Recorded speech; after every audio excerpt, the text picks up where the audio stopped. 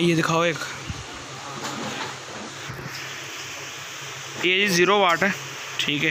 ये 5 कलर में जो है वो तैयार हो रहा है और इसमें हमारे पास वाइट, पिंक, ब्लू, ऑरेंज और येलो कलर जो है वो अवेलेबल है।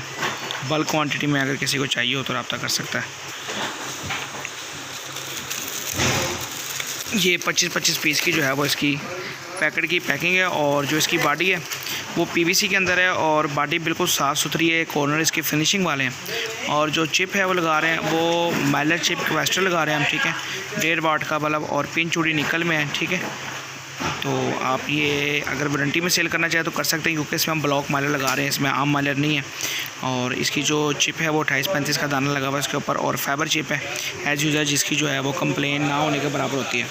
तो अगर 0 वाट का खाम माल किसी को चाहिए हो या रेडी पीस चाहिए हो तो वो हमसे रब्ता कर सकता है। तो 2 से 3 दिन के अंदर इंशाल्लाह डिलीवरी टाइम होता है और हम आपको जो है वो किसी भी शहर के अंदर पूरे पाकिस्तान में डिलीवर कर सकते हैं। जज़ाकल्लाह, बहुत शुक्रिया, अल्लाह हाफ़िज़।